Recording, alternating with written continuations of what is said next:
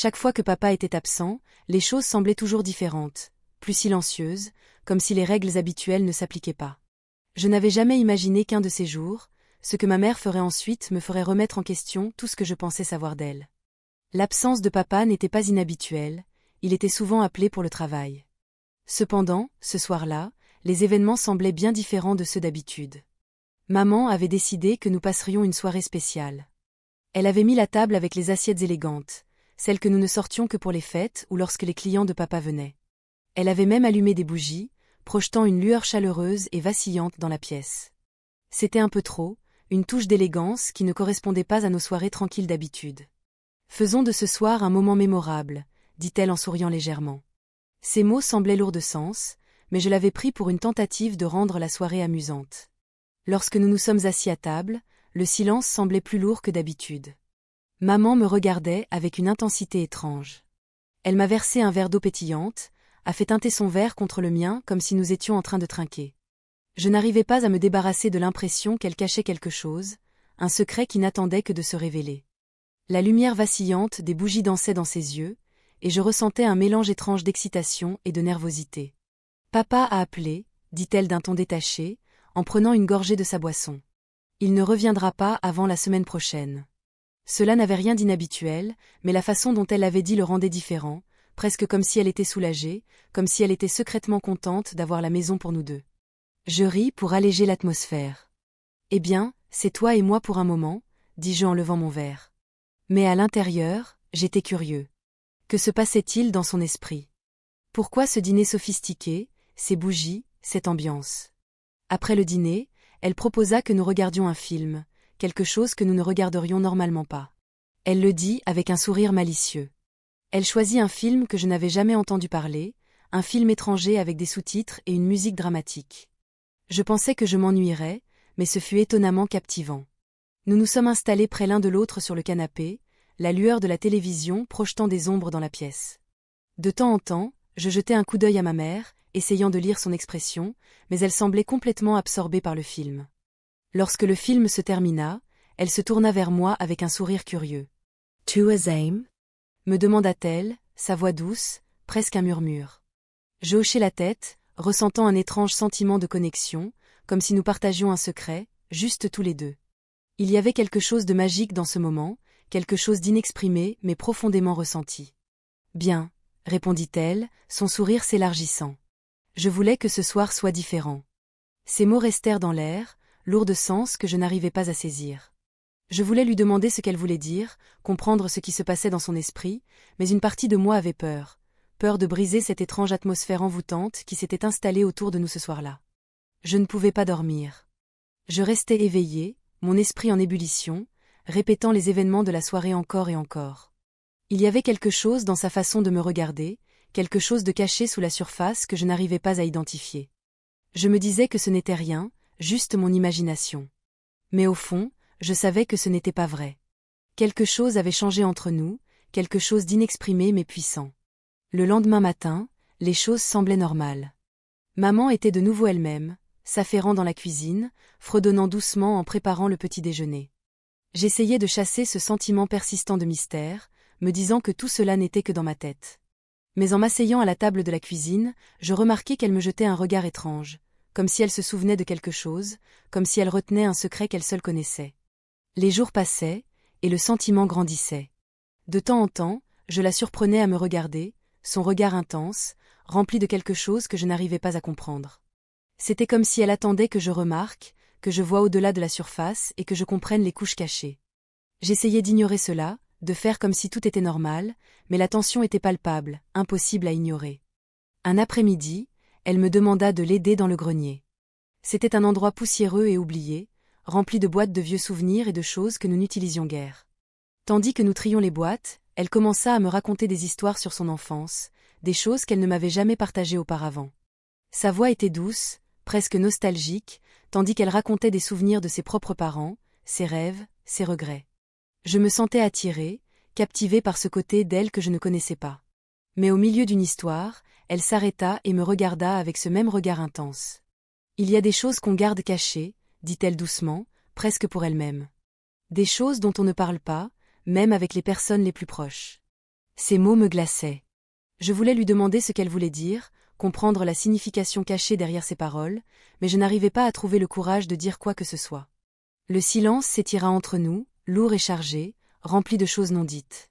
Plus tard, ce soir-là, alors que je restais allongé dans mon lit, ces mots résonnaient dans mon esprit. Je n'arrivais pas à me défaire de l'impression qu'elle essayait de me dire quelque chose d'important, mais je ne savais pas comment le comprendre. C'était comme un puzzle, un mystère attendant d'être résolu, et je me sentais attiré par cela, incapable de résister à l'appel de l'inconnu. Les jours continuaient, chacun rempli de cette étrange tension presque électrique. Maman me regardait avec ce même regard intense, ses yeux remplis de secrets, et je me sentais attiré par elle, voulant comprendre, découvrir la vérité cachée sous la surface. C'était comme un jeu, une danse de mots non dits et de significations cachées, et j'étais captivé, incapable de détourner le regard. Et puis, un soir, alors que le soleil se couchait et que la maison baignait dans une douce lumière dorée, elle se tourna vers moi avec un sourire. « Faisons quelque chose de différent ce soir, » dit-elle, sa voix douce et invitante. Il y avait quelque chose dans son ton, quelque chose qui me fit frissonner, un frisson d'excitation mêlé à un soupçon de peur. Je hochai la tête, incapable de résister, attiré par le mystère qui l'entourait. Mais ce n'était que le début, il y avait encore plus à venir, des secrets attendant d'être révélés, une histoire qui commençait à peine à se dérouler. Les jours s'étiraient, chacun teinté de ce même étrange sentiment d'anticipation. Mon esprit oscillait entre le désir d'en savoir plus et la méfiance quant à la direction que prenaient les choses. Maman continuait d'agir comme si tout était normal, mais ses yeux portaient souvent un regard complice, comme si nous partagions un secret. C'était à la fois excitant et déstabilisant, un fil invisible nous liant dans une compréhension silencieuse que ni l'un ni l'autre n'osions exprimer à voix haute. Un soir, après un dîner tranquille, elle proposa que nous jouions ensemble à un jeu de société. C'était l'un de ces jeux que nous n'avions pas touchés depuis des années, et en dépoussiérant la boîte, je ne pus m'empêcher de ressentir une forte nostalgie qui flottait dans l'air. Nous nous installâmes sur le sol du salon, entourés de la faible lumière d'une lampe, projetant de longues ombres sur les murs. À mesure que nous commencions à jouer, son rire remplissait la pièce, doux et familier, et je me surpris à sourire, me sentant étrangement à l'aise. À mi-chemin du jeu, elle s'arrêta, les doigts posés légèrement sur une pièce du jeu. « Tu as déjà l'impression que la vie avance trop vite ?» demanda-t-elle, son ton réfléchi, presque triste. Je haussai les épaules, ne sachant pas comment répondre. Parfois, je suppose que les choses changent, qu'on le veuille ou non. Elle hocha lentement la tête, son regard lointain, comme perdu dans ses pensées. C'est étrange, n'est-ce pas, comment les choses peuvent sembler si proches et pourtant si loin en même temps. L'air entre nous semblait lourd, chargé de significations que je ne comprenais pas entièrement. J'avais l'impression de me tenir sur le bord de quelque chose de vaste et d'inconnu, un lieu à la fois excitant et dangereux. Une partie de moi voulait reculer, mais ses yeux me retenaient, m'attirant plus profondément dans le moment, dans cette connexion tacite qui semblait flotter entre nous. Une semaine plus tard, papa appela pour dire qu'il resterait encore plus longtemps. Je vis une lueur dans les yeux de maman lorsqu'elle entendit la nouvelle, un mélange de soulagement et d'excitation, je n'en étais pas sûre, mais cela me serra l'estomac. Ce soir-là, elle proposa de faire une promenade dans le quartier, quelque chose que nous n'avions pas fait depuis que j'étais enfant. L'air du soir était frais et nous marchions en silence, écoutant les bruits discrets de la nuit. Les maisons autour de nous étaient sombres, les fenêtres fermées, laissant les rues désertes. À un moment donné, elle s'arrêta, levant les yeux vers le ciel, et je m'arrêtai à ses côtés. Elle semblait perdue dans ses pensées, son visage adouci par la lumière de la lune. « C'est agréable, n'est-ce pas ?» murmura-t-elle. « Juste nous deux. » Je hochai la tête, ne me fiant pas à moi-même pour parler. Mon cœur battait fort dans ma poitrine, un étrange mélange d'émotions tourbillonnant en moi. Il y avait quelque chose d'accent grave peine réelle dans ce moment, comme si nous nous trouvions dans un espace qui n'appartenait pas tout à fait au monde réel. Nous restâmes là, sans parler, pendant ce qui sembla une éternité, et je sentais la tension monter entre nous, comme un fil tendu, prêt à se briser. Finalement, elle brisa le silence. « J'ai l'impression que nous ne parlons pas souvent comme ça, » dit-elle doucement, son regard fixé sur les étoiles lointaines. Je veux dire, vraiment parler. Je voulais lui demander ce qu'elle voulait dire, plonger plus profondément dans ce qui était caché derrière ces mots, mais j'hésitais. L'air semblait chargé, épais de quelque chose d'indescriptible, et je pouvais sentir que je m'y laissais attirer, peu à peu, dans une connexion aussi inévitable que terrifiante. Au fil des jours, les choses ne faisaient que devenir plus intenses. C'était dans les petits moments, la façon dont elle me regardait de l'autre côté de la pièce, le toucher subtil de sa main effleurant la mienne lorsque nous nous croisions dans la cuisine. Je me disais que ce n'était rien, juste mon imagination, mais je ne pouvais nier la tension qui flottait entre nous, de plus en plus forte chaque jour. Un soir, je travaillais sur un projet dans le bureau lorsque quelqu'un frappa à la porte. Sa voix douce, hésitante m'atteignit. « Je peux entrer ?» Je hochai la tête, sentant mon pouce accélérer, tandis qu'elle entrait dans la pièce, fermant doucement la porte derrière elle. Elle se laissa aller contre le mur, les bras croisés sur sa poitrine, me regardant avec une expression indéchiffrable. « Je voulais juste parler, » dit-elle, sa voix à peine un murmure. Il y avait quelque chose de vulnérable dans son ton, quelque chose qui fit naître une douleur dans mon cœur, un mélange d'émotions que je n'arrivais pas à nommer. Je déposai mon travail, lui donnant toute mon attention. « Qu'est-ce qu'il y a ?» Elle hésita, son regard baissé vers le sol, et je vis une lueur d'incertitude dans ses yeux. « Parfois, j'ai l'impression que je ne sais plus qui je suis, » dit-elle enfin, sa voix tremblante. « J'ai l'impression d'avoir perdu une partie de moi en chemin, et je ne sais pas comment la retrouver. » Ces mots me frappèrent comme un coup de poing dans l'estomac. Je voulais l'atteindre, la réconforter, lui dire qu'elle n'était pas seule, mais je ne savais pas comment. La pièce semblait se rétrécir, les murs se refermant autour de nous, et je pouvais sentir le poids de l'atmosphère. Les mots qu'elle avait prononcés pesaient sur moi, remplissant l'espace entre nous d'une intensité qui me coupait le souffle. Je pense que nous nous sentons tous de cette façon parfois, dis-je, ma voix à peine audible, comme si nous cherchions quelque chose, même si nous ne savons pas ce que c'est. Elle leva les yeux vers moi, puis ses yeux se remplirent d'une émotion brute et sans défense qui me fit frissonner. « Merci » murmura-t-elle, sa voix chargée d'émotion, de comprendre. Nous restames en silence longtemps après cela, le poids de notre comprehension partage essentiellement sur nous comme une couverture. C'était un moment que je savais que je n'oublierais jamais, une connexion qui semblait plus profonde que tout ce que j'avais connu.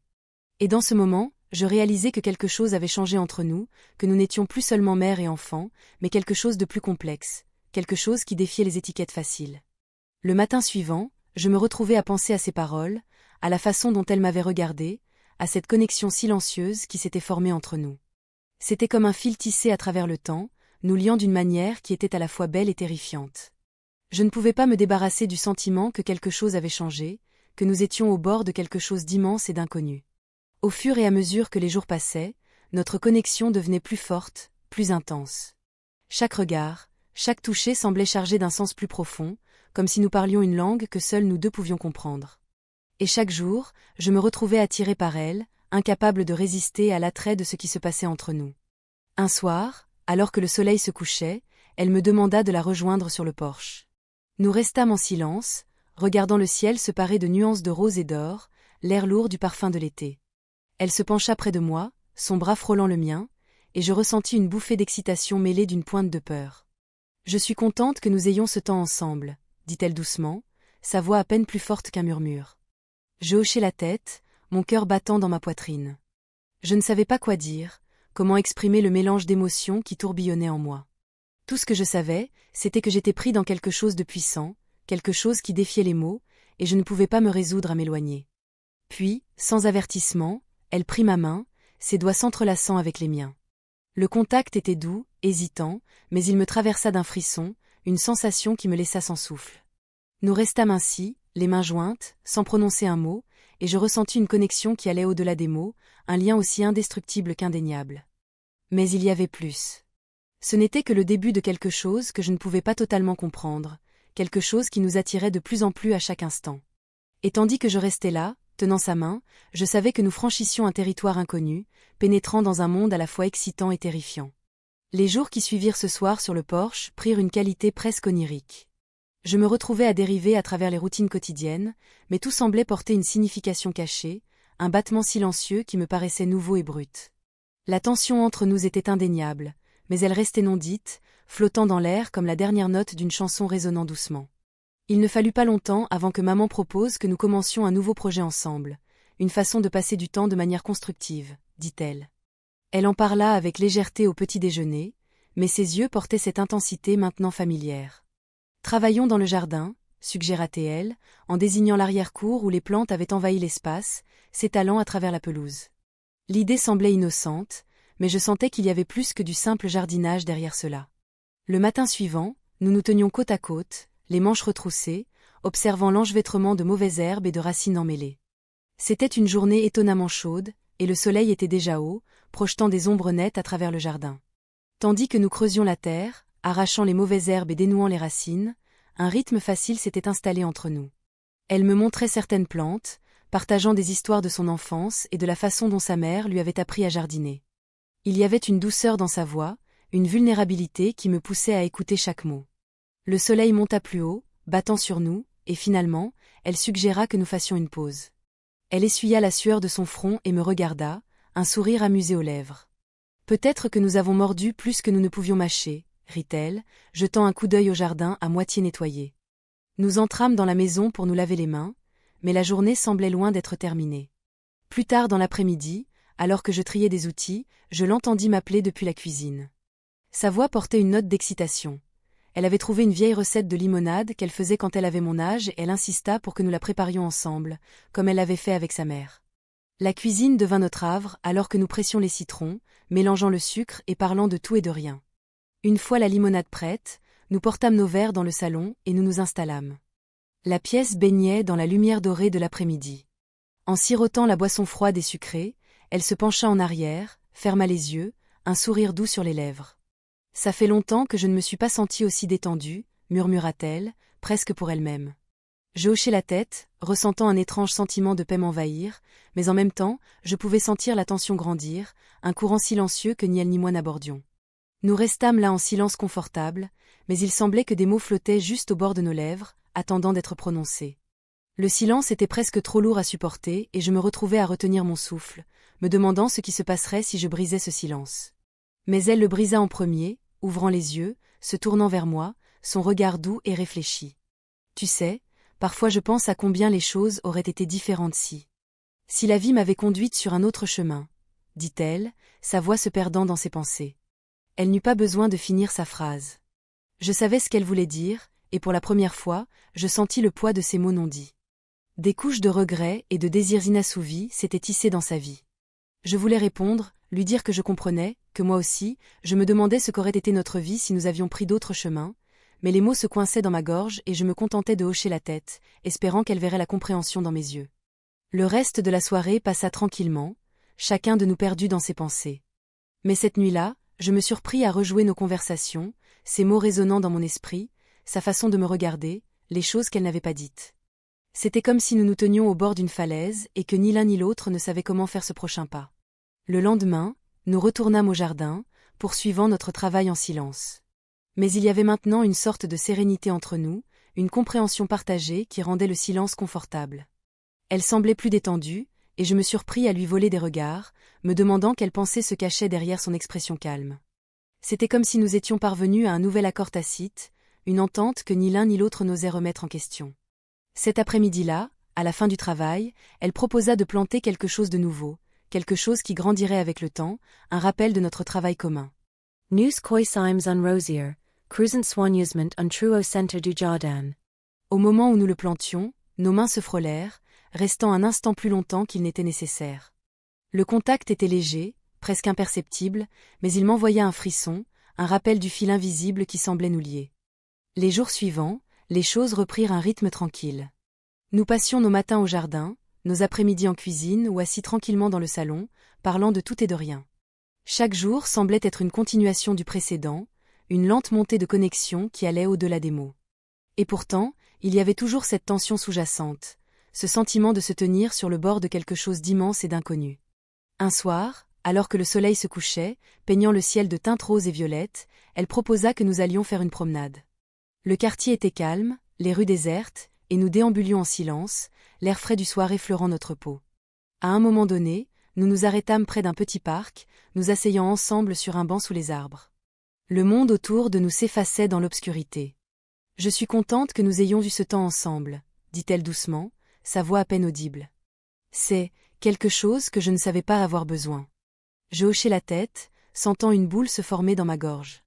Je n'osais pas parler, de peur que les mauvais mots ne brisent l'équilibre fragile que nous avions trouvé, mais elle prit ma main, la tenant doucement, et je sentis une chaleur se répandre en moi, un sentiment d'appartenance qui était à la fois réconfortant et terrifiant. En restant là, main dans la main, je réalisai que les choses avaient changé de manière irréversible entre nous.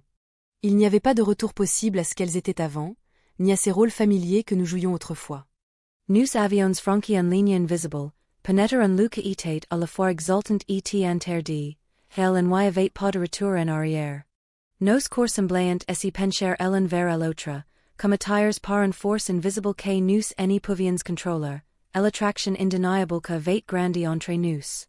De retour à la maison, nous nous attardâmes dans l'encadrement de la porte, aucun de nous ne voulant que le moment se termine. Son regard s'accrocha au mien, une question dans ses yeux à laquelle je ne savais pas comment répondre, mais à ce moment-là, je compris que nous étions entrés dans un territoire inexploré, un endroit où les mots ne suffisaient plus. Nos cœurs battaient à l'unisson, nos souffles s'entrelaçaient comme les fils d'une riche tapisserie. Nous étions perdus dans la profondeur de nos regards, nos émotions à nu et exposées. C'était un espace rempli d'émotions inexprimées, une connexion qui allait au-delà de tout ce que j'avais connu. Dans le silence de la nuit, allongé dans mon lit, je sentais le poids de nos expériences partagées m'envahir, une chaleur qui m'enveloppait comme une couverture. Je savais que les choses ne seraient plus jamais les mêmes, que nous étions liés d'une manière qui défiait toute explication. Et alors que je m'endormais, je ressentis une sensation de paix, une certitude que, quoi qu'il se passe ensuite, nous y ferions face ensemble. Mais même en ressentant cette paix, une petite voix dans le fond de mon esprit murmurait que ce n'était que le début. Il y avait plus qui nous attendait, plus caché dans les profondeurs de notre connexion, et je savais que le voyage à venir serait aussi imprévisible qu'inévitable. Les jours s'écoulaient dans un rythme étrange, presque surréaliste. Nous nous installions dans notre propre monde privé, un espace qui semblait séparé du reste de la vie. C'était comme si nous étions des personnages dans une histoire que nous seuls pouvions comprendre, liés par une connexion qui avait grandi avec le temps. Chaque jour semblait différent du précédent, mais chaque jour était teinté de la même intensité silencieuse qui avait commencé entre nous. Un matin, alors que je versais le café dans la cuisine, maman entra, portant un livre qu'elle avait trouvé dans l'un des vieux cartons de stockage dans le grenier.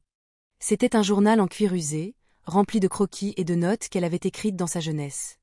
Elle me le tendit avec un sourire, ses yeux brillant d'une invitation silencieuse à partager les souvenirs. Je pensais que je deviendrais artiste, dit-elle en riant doucement, en passant ses doigts sur la couverture usée. La vie nous emmène dans toutes sortes de directions, n'est-ce pas? Je feuilletais les pages, captivé par les croquis délicats de paysages, de fleurs et de portraits qui remplissaient le journal. C'était comme un aperçu d'une partie cachée de sa vie, une partie qu'elle avait gardée pour elle, et j'étais reconnaissant qu'elle me fasse confiance. J'étudiais chaque dessin, chaque ligne et ombre, ayant l'impression de découvrir des morceaux d'elle qui avaient été cachés juste sous la surface. Après quelques moments, elle s'éclaircit la gorge, brisant le silence confortable. Tu sais, parfois je me demande à quoi ma vie aurait ressemblé si j'avais suivi mes rêves, admit-elle, sa voix douce. Si j'avais osé emprunter un autre chemin. Ces mots restèrent suspendus dans l'air, lourds de sens, et je pouvais sentir le poids d'eux.